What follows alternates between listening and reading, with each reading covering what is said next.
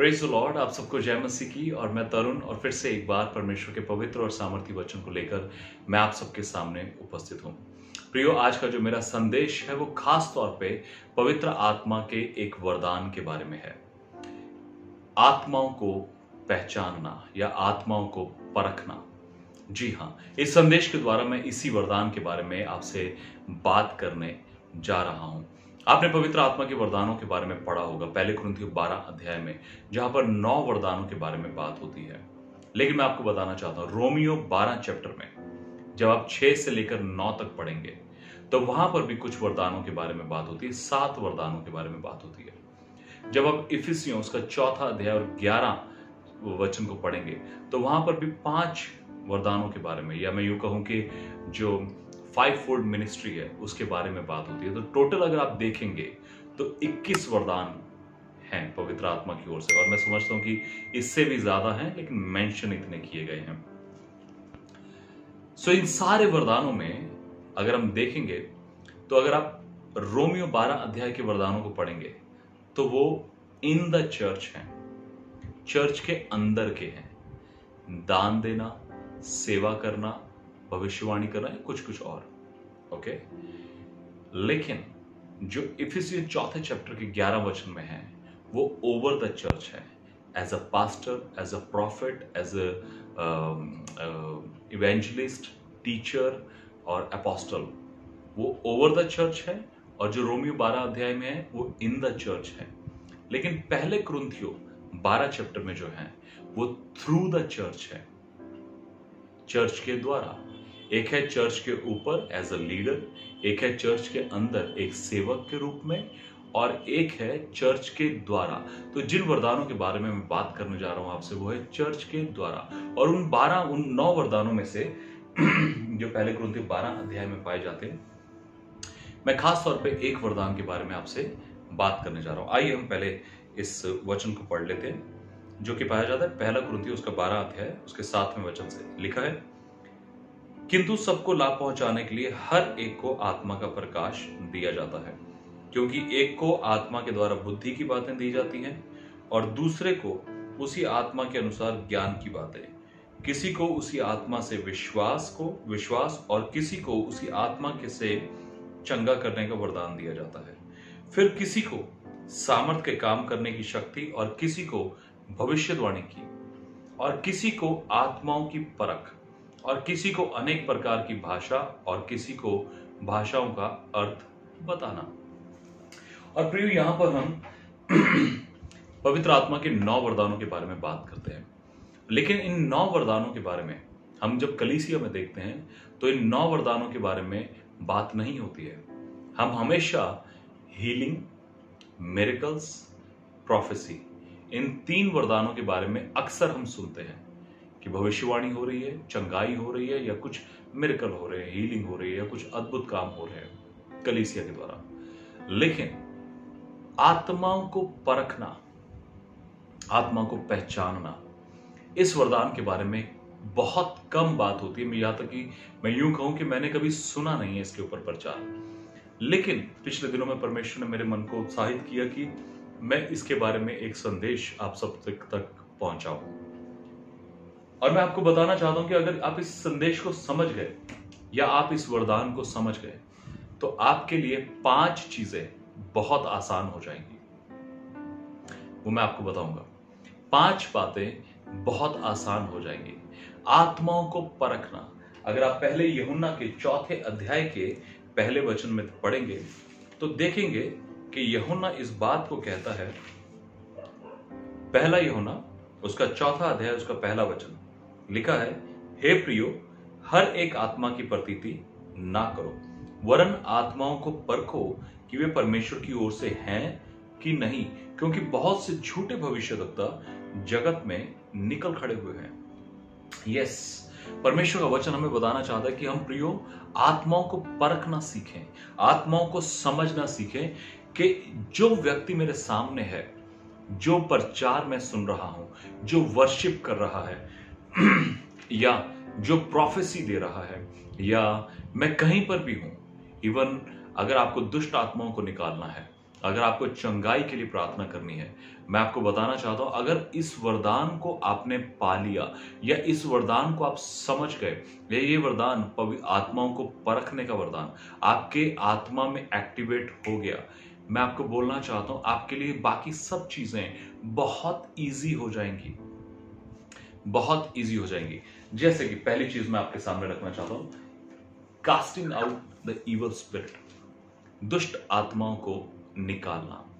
आप मरकुस के 9वें अध्याय में पढ़ेंगे तो आप देखेंगे प्रभु यीशु मसीह पहाड़ पर गया और उसके साथ प्रभु यीशु मसीह के साथ पतरस, याकूब और यूहन्ना तीनों लोग पहाड़ पर गए और वहां पे मूसा और एलिया दोनों आके प्रभु यीशु मसीह से बात करते हैं। ये पहाड़ के ऊपर है, लेकिन आप जानते हैं पहाड़ के नीचे क्या हो रहा था? नीचे ऐसा हो रहा था कि एक भाई, एक व्यक्ति अपने बेटे को लेकर प्रभु यीशु मसीह के दूसरे चेलों के पास आता है और इस चेले में एक दुष्ट आत्मा है। जब प्रभु यीशु मसीह पहाड़ से उतरकर नीचे आते हैं तो वो व्यक्ति प्रभु यीशु मसीह को कहता है कि मैं अपने बेटे को, जिसमें गूंगी आत्मा समाई थी, तेरे चेलों के पास लेकर आया, लेकिन वो उसे निकाल नहीं सके। आप जानते हैं वो उसको क्यों नहीं निकाल सके? कभी आपने पढ़ा होगा और कब क्या आपने कभी सोचा कि क्यों नहीं वो उसको निकाल सके? आइए हम देखते हैं मरकुस उसका 9वां अध्याय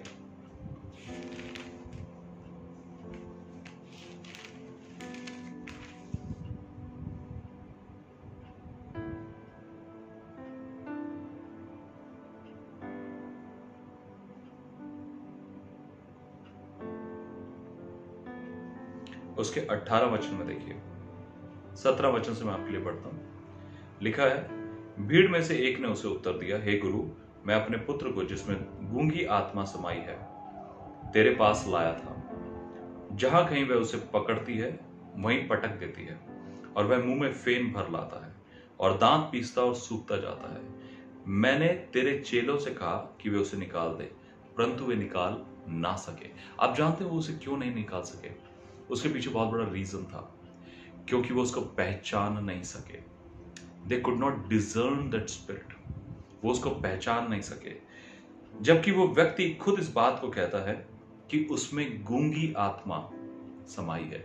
ये व्यक्ति समझ गया कि ये कौन सी स्पिरिट है, लेकिन प्रभु यीशु मसीह के जो चेले थे उस समय पे, वो उस समय नहीं समझ पाए। लेकिन अगर आप आगे पढ़ेंगे तो देखिए प्रभु यीशु मसीह ने क्या कहा 25वें वचन में, जब यीशु ने देखा कि लोग दौड़कर भीड़ लगा रहे हैं तो उसने अशुद्ध आत्मा को यह कहकर डांटा, हे गूंगी और बहरी आत्मा, मैं तुझे आज्ञा देता हूं उसमें से निकल आ और फिर उसमें कभी प्रवेश ना करना। प्रभु यीशु मसीह के पास, आप जानते प्रभु यीशु मसीह के पास सारे वरदान थे, या सारे वरदान हैं, मैं यूं कहूं पवित्र आत्मा के सारे वरदान प्रभु यीशु मसीह में एक्टिवेट थे, वो वर्क कर रहे थे और प्रभु यीशु मसीह उन वरदानों के द्वारा अद्भुत कामों को कर रहे थे। और ये वरदान उस स्पिरिट को पहचानना, जबकि वो व्यक्ति कहता है कि उसमें गूंगी आत्मा समाई है, लेकिन प्रभु यीशु मसीह जब उसको बोलते हैं, उसे कमांड करते हैं, तो वो कहते हैं, हे गूंगी और बहरी आत्मा। आप जानते हैं एक व्यक्ति गूंगा क्यों है? क्योंकि वो बहरा है, क्योंकि वो सुन नहीं सकता, इसलिए वो बोल भी नहीं सकता है। आप जानते हैं, जब तक मैं प्रभु यीशु मसीह को नहीं जानता था, मैंने हालेलुया शब्द नहीं सुना था। जब तक मैंने सुना नहीं था, तब तक बोला भी नहीं था। इसका मतलब मैं हालेलुया के लिए, प्रेज द लॉर्ड के लिए, प्रभु यीशु मसीह के नाम के लिए गूंगा था, क्योंकि मैंने सुना ही नहीं था। इसी तरह से प्रभु यीशु मसीह उस आत्मा को पहचान जाते हैं, और जिस घड़ी आप उस आत्मा को पहचान जाते हैं, उस घड़ी आपको उसको निकालना बड़ा ही आसान हो जाता है। जैसे बहुत से लोग दुष्ट आत्माओं के लिए स्ट्रगल करते हैं, दुष्ट आत्माओं को निकालने के लिए घंटों घंटे प्रार्थना करते रहते हैं। मुझे एक समय एक वाकया याद आ रहा है कि मैं पूना में था और वहाँ पर मेरी मीटिंग थी, और वहाँ पर मीटिंग में परमेश्वर ने बड़े अद्भुत कामों को किया। और उसके अगले दिन जो वहाँ के पास्टर थे, उनके घर पर हम लोग गए, और उनकी कोई कज़न सिस्टर थी जिसको वहाँ पर लाया गया। उसमें दुष्ट आत्मा थी, और जैसे उसने हमारी ओर देखा, मेरी ओर देखा, और वो एकदम मैनिफेस्ट करने लग गई, एकदम प्रकट होने लगी। और हम उसके लिए प्रार्थना कर रहे हैं, और वो ऐसा लग रहा था कि जैसे डिलीवर हो गई, फिर उसमें वो एक्टिवेट हो गई, फिर डिलीवर हो गई, फिर एक्टिवेट हो गई। और मेरे साथ एक मेरे मित्र थे, उन्होंने मुझे कहा, वो एक प्रॉफिट हैं, उन्होंने मुझे कहा कि पास्टर इसमें 4 आत्माएं हैं। और आप विश्वास करेंगे, उसके लिए जब प्रार्थना की गई तो एक एक करके 4 आत्माएं उसमें से निकली, और फाइनली वो डिलीवर हो गई, और आज तक वो बिल्कुल ठीक है।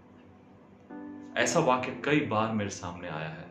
और आप जानते हैं, जिस घड़ी आप उस स्पिरिट को पहचान लेते हैं, बहुत से लोग दुष्ट आत्माओं से बातें करने लग जाते हैं। कौन है तू, कहां से आई है, क्या नाम है तेरा, पहले कहां थी। प्रभु यीशु मसीह ने कभी भी दुष्ट आत्माओं से बातें नहीं करी। वो लिखा है कि वो उनको चुप कराता था, चुप, निकलो।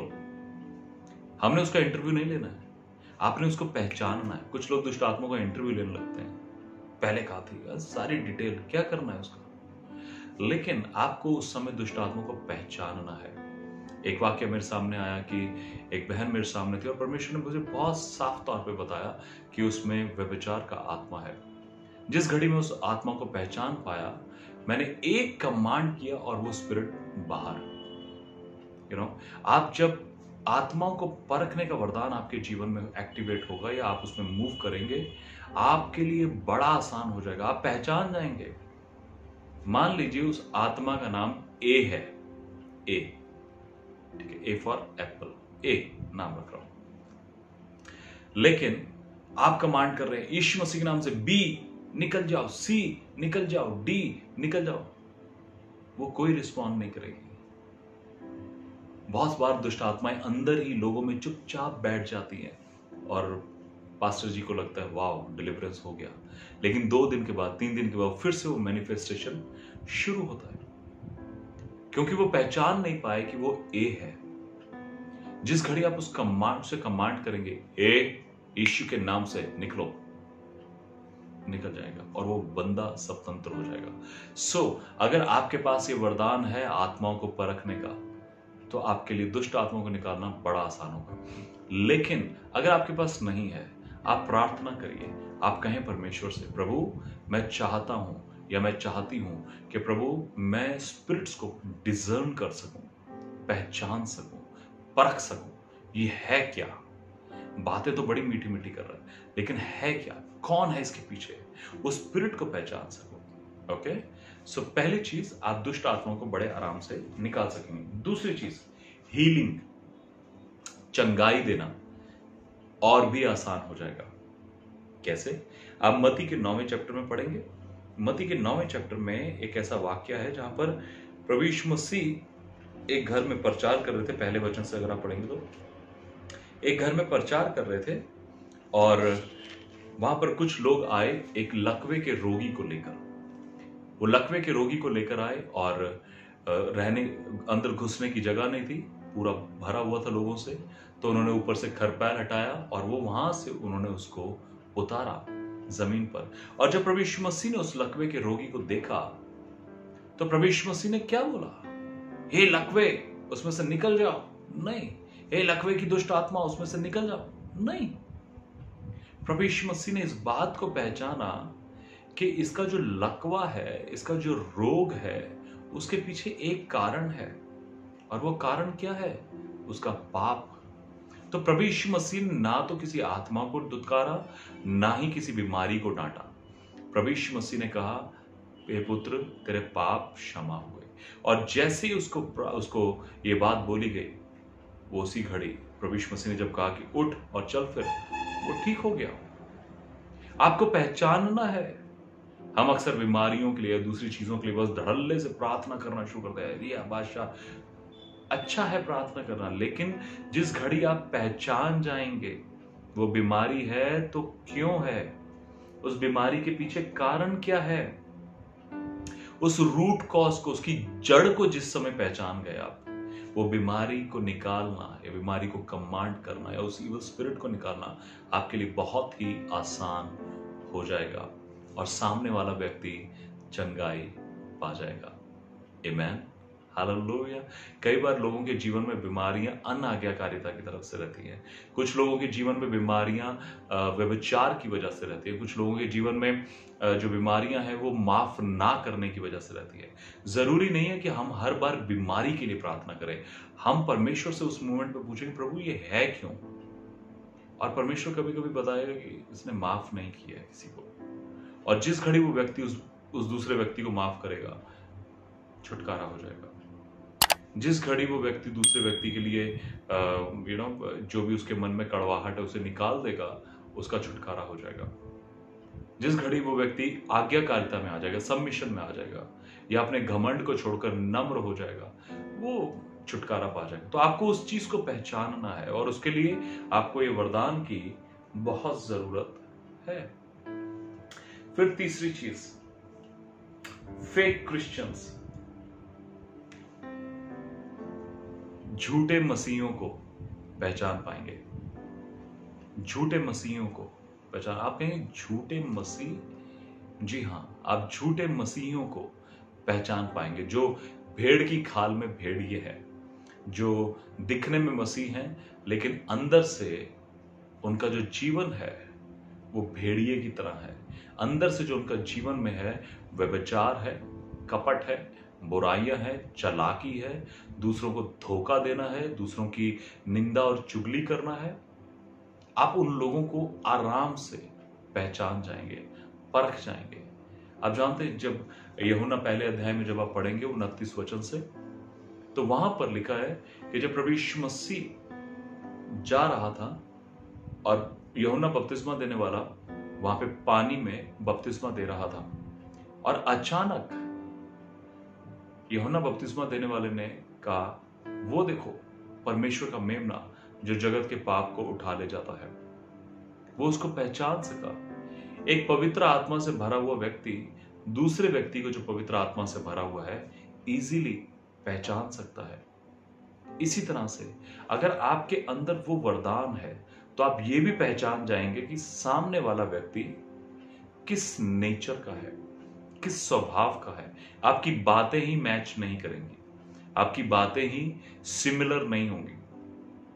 मैं एक परिवार में गया और उन्होंने हमें स्पेशली डिनर पर बुलाया था। जब हम वहां पर गए तो वो बहुत आत्मिक है, मतलब चर्च में बहुत आत्मिक है, और जब हम उनके घर पर गए तो मैं बाइबल लेकर गया अपनी साथ में। मुझे लगा कि शायद वो मुझे बोलेंगे कि आप आए हैं हमारे घर पर तो वचन प्रचार कर दीजिए, और मैंने बाइबल पास में रखी हुई है। वहां पे एक और फैमिली आई, हमारे जाने से एक और फैमिली पहले बैठी हुई थी, तो टोटल 4 फैमिलीज हो गई।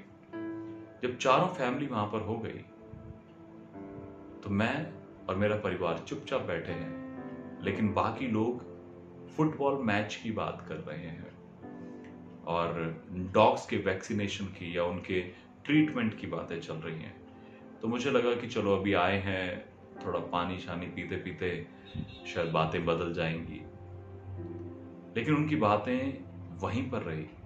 फिर उन्होंने एक स्क्रीन पर फुटबॉल मैच लगा दिया और वो मैच देखते रहे, बातें करते रहे प्लेयर्स के बारे में, और मुझे लगने लगा कि मैं क्यों आया हूं यहाँ पर। मुझे अंदर से बहुत बेचैनी लग रही थी। मैं समझ नहीं पाया कि क्यों उन्होंने मुझे बुलाया, और उस दिन मैंने डिसाइड किया कि आगे से कभी भी इस परिवार में नहीं आना है। कई बार आप चीजें अपने एक्सपीरियंसेस से समझते हैं, सीखते हैं, लेकिन अगर आप में ये वरदान एक्टिवेट है, आप बड़े आसानी से पहचान लेंगे कि सामने वाला जो बातें कर रहा है या जिस तरह का उसका स्वभाव है या जिस तरह की उसकी शैली है, उसकी लाइफस्टाइल है, उसकी भाषा शैली है, वो किस तरह की है। उसके जीवन में सच में परमेश्वर का काम है या वो किसी दूसरी आत्मा से पोजेस है। क्या उसके जीवन में सच में पवित्र आत्मा काम कर रहा है या कुछ और चल रहा है उसके जीवन में। आप बड़े आसानी से पहचान जाएंगे। बहुत से लोगों का जीवन जो होता है दोहरा जीवन होता है। एक तरफ वो कलीसिया में बड़े मसीह बने रहते हैं, लेकिन दूसरी तरफ वो एकदम करप्ट और बुराई वाली लाइफ को जी रहे होते हैं। मैं एक भाई को जानता हूं जो मसीह हैं, लेकिन दूसरी ओर वो फिल्मों में भी कुछ कुछ करने की कोशिश करते रहते हैं। और मैं देखता हूं कि उनके फेसबुक के स्टेटस के नीचे जो कलीसिया में अपने आप को बहुत आत्मिक समझते हैं या कहते हैं, उन सब के कमेंट होते हैं, very good, keep it up. मतलब वो तो नरक की ओर दौड़ता जा रहा है और तुम उसको धक्का दे रहे हो, यस, और स्पीड से जाओ और जल्दी जाके उसमें छलांग मारो। नहीं, बल्कि आपको उसको डिस्करेज करना चाहिए कि नहीं भाई, आपको उस तरफ नहीं जाना है, आपको इन सब कामों में इन्वॉल्व नहीं होना है, आपको परमेश्वर के साथ एक सही जीवन को जीना है। लेकिन मैं देखता हूं कि लोग उसको इनकरेज कर रहे हैं उन गलत कामों के लिए। और कई बार हमको ऐसे लोगों को पहचानने की जरूरत है और इसीलिए हमें इस वरदान की बहुत जरूरत है। ओके, तीसरी चीज थी, तीसरी बात थी। चौथी बात, मैं चाहता हूं आप मेरे साथ एक वचन को देखिए। पहला यूहन्ना दूसरा यूहन्ना उसका 7 अध्याय 7वें वचन से 10वें वचन तक। दूसरा यूहन्ना उसका 7वें वचन से 10वें वचन तक लिखा है, क्योंकि बहुत से ऐसे भरमाने वाले जगत में आए हैं जो यह नहीं मानते कि यीशु मसीह शरीर में होकर आया। भरमाने वाले और मसीह विरोधी यही हैं। अपने विषय में चौकस रहो कि जो परिश्रम हमने किया है उसको तुम गवा न दो, वरन उसका पूरा प्रतिफल पाओ। जो कोई मसीह की शिक्षा से आगे बढ़ जाता है और उसमें बना नहीं रहता, उसके पास परमेश्वर नहीं। जो कोई उसकी शिक्षा में स्थिर रहता है, उसके पास पिता भी है और पुत्र भी। यदि कोई तुम्हारे पास आए और यही शिक्षा ना दे, उसे ना तो घर में आने दो और ना नमस्कार करो, क्योंकि जो कोई ऐसे जन को नमस्कार करता है वह उसके बुरे कामों में साझी होता है। हालेलुया। आज के समय पे प्रभु यीशु मसीह के नाम से बहुत सारे लोग जो कि कल्ट, झूठी शिक्षा, झूठी डॉक्ट्रिन में जीते हैं, लोगों के विश्वास को तोड़ते हैं, लोगों के जीवन में दुष्ट आत्माओं को ले आते हैं। जी हां, ऐसे लोग जो अपने आप को मसीह तो कहते हैं या कहते हैं कि हम प्रभु यीशु मसीह को मानने वाले हैं, उसकी सेवा करने वाले हैं, और प्रभु यीशु मसीह के नाम से झूठी शिक्षाओं को आप विश्वास नहीं करेंगे। उनकी खुद की बाइबल हैं जिनमें उनके अगुए की, उनके लीडर की फोटो चिपकी हुई है और वो उसी अगुए को और उसी बाइबल को पढ़ते हैं। वो इस बाइबल को नहीं पढ़ते, वो अपनी ही बाइबल को पढ़ते हैं जिसमें उनके अगुए ने कुछ बातें लिखी हैं और सच में बहुत ही मूर्खता की बातें उसमें प्रस्तुत की गई हैं। मैं आपको बताना चाहता हूं कि आप ऐसे अगुओं को, ऐसे धोखेबाज और ऐसे मैं यूं कहूंगा कि झूठी शिक्षा देने वाले झूठे शिक्षकों को पहचान पाएंगे, जो आपको देखने में लगेगा ओहो पास्टर है, ओहो लीडर है, लेकिन एक्चुअल में जब आप उनसे बात करेंगे। मैं एक समय बॉम्बे में था और मैं अपने कमरे में प्रार्थना कर रहा था और बाहर कुछ बहन आई, 2 बहन आई और जिस घर में मैं था वहां पे उस बहन से बात करने लगी और उन्होंने कहा कि पास्टर बाहर आ जाइए, जरा बात कर लीजिए। तो जब मैं बाहर आया तो मुझे लगा कि वो प्रभु को मानने वाले लोग हैं। मैंने बहुत ही रिस्पेक्ट के साथ उनसे बात करना शुरू किया, लेकिन जब मैं बात करना शुरू किया तब मुझे पवित्र आत्मा ने मेरी अगुवाई करी, ये वो नहीं है जो तू सोच रहा है तरुण, ये झूठी शिक्षा वाले लोग हैं, ये कल्ट है। और जब मैंने उनको इतना बोला कि हम पिता परमेश्वर, प्रभु यीशु मसीह और पवित्र आत्मा पर विश्वास करते हैं, या मैंने यूं कहा कि हम त्रिएकता परमेश्वर पर विश्वास करते हैं, वो एकदम झुंझला गई। नहीं नहीं नहीं, बाइबल में ऐसा नहीं है, ये वो, और बिल्कुल बहस करने पर आ गए। आप जानते हैं, आपके विश्वास को तोड़ने के लिए शैतान तैयार है। वो हर तरह से कोशिश करेगा, वो हर तरह से हथियार चलाएगा कि आपका विश्वास टूट जाए। लेकिन पौलुस 2 तीमुथियुस उसके 4 अध्याय के 7वें वचन में कहता है कि मैंने विश्वास की अच्छी कुश्ती लड़ी है, मैंने विश्वास की दौड़ को दौड़ा है, मैंने विश्वास की रखवाली करी है। आपको इस चीज को समझना है कि आपका विश्वास बहुत प्रीशियस है परमेश्वर की नजर में और आपको उसकी रखवाली करनी है। लेकिन शैतान जो है दूसरी ओर से ऐसे ऐसे लोगों के द्वारा आपके विश्वास को कमजोर करेगा, और वो आपको वचन से ही बताएंगे। बहुत बड़ी बात यह है कि वो आपको वचन से बताएंगे। और आपको इस बात को याद रखना है कि जिस घड़ी प्रभु यीशु मसीह के सामने शैतान आया मत्ती 4 अध्याय में, तो वो कैसे बात कर रहा था? वो वचन के द्वारा ही बात कर रहा था, लेकिन उसको ट्विस्ट करके, उसको पलट कर, उसको घुमा कर बोल रहा था। लेकिन प्रभु यीशु मसीह तो प्रभु यीशु मसीह हैं, वो तो जानते थे क्या कर रहे हैं, लेकिन हम लोग नहीं जानते। लेकिन इसीलिए परमेश्वर के आत्मा के द्वारा हमें ये वरदान दिया गया है, जिसको हमारी आत्मा में कार्यशील होना है, एक्टिवेट होना है, कि हम उन स्पिरिट्स को, उन लोगों को, उन धोखेबाज अगुओं को पहचान सकें कि ये किस स्पिरिट का व्यक्ति है, और अपने विश्वास की रखवाली कर सकें। पांचवी और आखिरी बात मैं आपके सामने रखूंगा, प्रॉफिट और प्रोफेसीज, भविष्यवाणियां और भविष्यद्वक्ता। आज हम देखते हैं कि बहुत भविष्यद्वक्ता इस दुनिया में, आज के समय में इतने भविष्यद्वक्ता हैं कि इतने भविष्यद्वक्ता तो बाइबल में भी नहीं है। मैं आपको सच बोलना चाहता हूं। और मैं कई लोगों को देखता हूं जो पहले इवेंजलिस्ट होते हैं, फिर 2 महीने के बाद वो प्रॉफिट बन जाते हैं, फिर 2 महीने के बाद वो अपोस्टल होते हैं, फिर 2 महीने के बाद वो पास्टर होते हैं, फिर कभी मौका मिला तो टीचर होंगे, फिर कभी मौका मिला तो इवेंजलिस्ट होंगे, फिर कभी मौका मिला तो पास्टर होंगे, फिर प्रॉफिट होंगे। मुझे यही नहीं समझ में आता कि वो हैं क्या, वो कर क्या रहे हैं। आपको इन अंतिम दिनों में सावधान रहना है प्रियो, ऐसे लोगों से जो अपने आप को प्रॉफिट कहते हैं। और पता है, मैं आपको सच बोलना चाहता हूं, ये हम लोगों की मूर्खता है, या हम लोगों को धोखा खाने की आदत पड़ चुकी है। हम मसीहियों को अक्सर धोखा खाने की आदत पड़ चुकी है। हम अपने कानों की खुजली मिटाने के लिए ऐसे लोगों को खुद ही इकट्ठा कर लेते हैं अपने जीवन में। हमें लगता है कि जिसने अपने नाम के आगे प्रॉफिट लगाया हुआ है, बस वो जो बोल देगा, और हम खुशी खुशी, है ना, अरे पास्टर जी आपने ये बात बोली, लीजिए लीजिए बस बस। हमने उन प्रॉफिट्स को एक्चुअल में ऐसा समझ लिया जैसे वो कोई बाबा या कोई तांत्रिक है ना, वो कोई ज्योतिषी हैं। जी नहीं। आप जानते हैं, कभी पुराने नियम में बाइबल का अध्ययन करें और समझें कि प्रॉफिट का क्या रोल था। मैं आने वाले दिनों में एक संदेश को बनाऊंगा जो कि प्रॉफिट्स के बारे में होगा।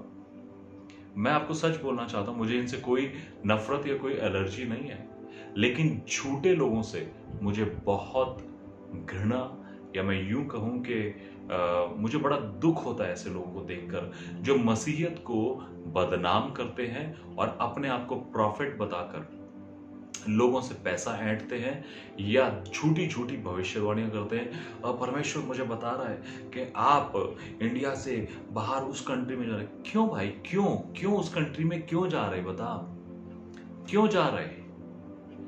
आप बताइए तो सही, क्यों जा रहे? क्या पर्पस है? मैं आपको सच बोलना चाहता हूं, मैंने पिछले भी संदेशों में इस बात को रखा है सामने कि अगर कोई भी प्रोफेसी आपके पास आती है और उसके पीछे परमेश्वर का वचन नहीं है, वचन के बिना प्रोफेसी अगर आती है, तो उस वचन को कभी भी, उस प्रोफेसी को कभी भी मत लीजिए।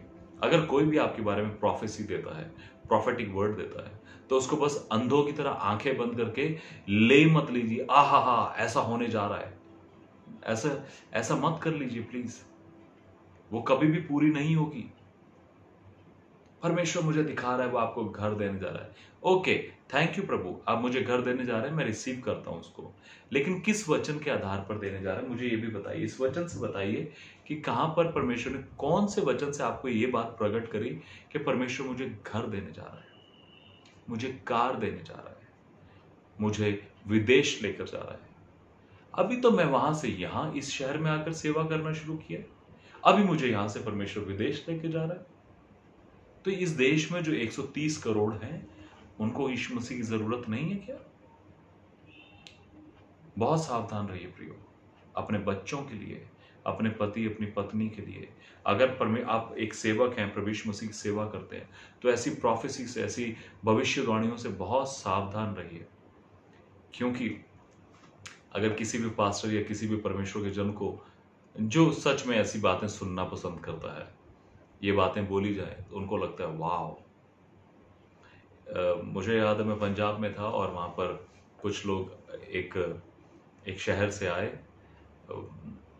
5 लोग थे और उन्होंने पास्टर पर हाथ रख के प्रार्थना करना शुरू किया और उन्होंने कहा परमेश्वर मुझे बता रहा है कि 6 महीने के अंदर 300 नए लोग आपकी चर्च में जुड़ रहे हैं, 300 नए लोग।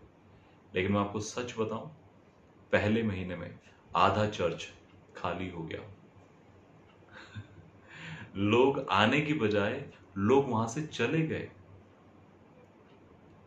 और उन्होंने बताया कि परमेश्वर आपको बाहर लेकर जा रहा है, वो आज तक यहीं पर है।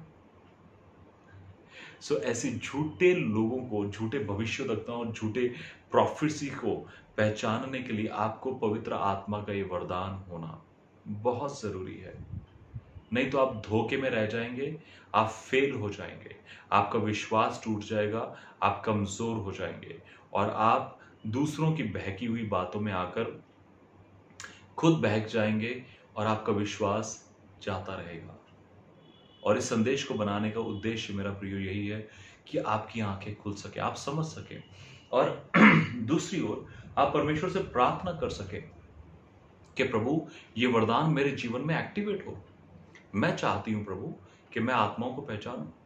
मैं चाहती हूं प्रभु, मैं चाहता हूं प्रभु कि मैं आत्माओं को पहचानूं, मैं समझूं वो क्या कह रहे हैं, किस पर्पस से ये चीज हो रही है। हालेलुया। लेकिन दूसरी ओर बड़ा सावधान रहिए, हर किसी पे शक मत करने लगेगा। अच्छा पकड़ा गया, नहीं ऐसा मत करिए। शक मत करिए, ओके। ऐसा ना हो कि आपके सामने जो भी आए और आप जेम्स बॉन्ड की तरह ये है भैया का संदेश सुना था, ऐसा बोलेगा, ऐसा भी मत करिए। जिस घड़ी आप एक डिजायर रखेंगे, आपके अंदर एक इच्छा होगी कि मैं आत्मा को परख सकूं या पहचान सकूं, आप देखेंगे आप अपने आप ऐसी सिचुएशन में पहुंच जाएंगे, चाहे आप किसी बीमार के लिए प्रार्थना करने जा रहे हो, किसी कहीं दुष्ट आत्मा निकालना हो या कुछ भी करना हो, परमेश्वर आपको एक ऐसी जगह ले जाएगा जहां पर आप जस्ट ऐसे ही रैंडमली पहुंच जाएंगे और अचानक परमेश्वर आपको बताएगा ये जो है ना सामने, ऐसा कुछ है, इसमें ये हो रहा है, और आप समझ जाएंगे ओ अच्छा हाँ, तो प्रभु मैं ये प्रार्थना करूं ये निकल जाएगा, हाँ, और वैसा हो जाएगा। मैं आपको सच बोलना चाहता हूं, आप विश्वास करिए, परमेश्वर से प्रार्थना करिए। अब जानते प्रभु यीशु मसीह में ये वरदान बहुत डीपली प्रभु यीशु मसीह में काम कर रहा था। जब एक कुबड़ी स्त्री, लूका 13 चैप्टर में एक कुबड़ी स्त्री जो काफी सालों से 18 साल से झुकी हुई थी, प्रभु यीशु मसीह के सामने है, तो प्रभु यीशु मसीह ने जब उसको देखा तो पहचान गए ये 18 साल से है।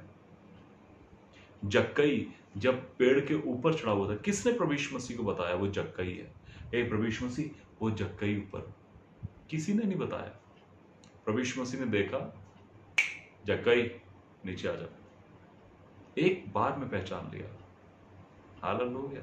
लेकिन दूसरी ओर यहोशू 9वें अध्याय में नहीं पहचान पाया कि वो लोग जो उसके पास आए हैं वो परमेश्वर के लोग नहीं है, वो लोग नहीं है जो बता रहे हैं, वो झूठे लोग हैं, वो नहीं पहचान पाया। सैमसन, शिमशोन नहीं पहचान पाया कि दलीला उससे क्यों बार बार पूछ रही है कि तेरे बड़े बल का क्या भेद है, तेरे बड़े बल का क्या भेद है, बताना मुझे, बताना। वो नहीं समझ पाया कि मेरा नाश चाह रही है। प्रियो, मैं आपके लिए प्रार्थना करूंगा और आप भी अपने लिए प्रार्थना करिए कि आपके अंदर पवित्र आत्मा का ये वरदान एक्टिवेट हो सके, आप इसमें मूव कर सके और परमेश्वर आपको ऐसा मौका दे जहां पर दुष्ट आत्माएं निकलें, बीमारियां ठीक हों, आप दूसरे बुरे लोगों को पहचान सकें, जो झूठे मसीह हैं, झूठे अगुए हैं, उनको पहचान सकें, झूठे प्रॉफिट्स और प्रोफेसीज हैं, आप उनको पहचान सकें। हालेलुया। परमेश्वर आपकी आंखों को खोले, आपके मन को खोले और आप परमेश्वर के वचन को रिसीव करके अपने परमेश्वर को महिमा देने वाले हों। ओके, अगर आप इस संदेश से ब्लेस होते हैं, आप दूसरों के साथ भी इसे बांट सकते हैं। May God bless you. जय मसीह की।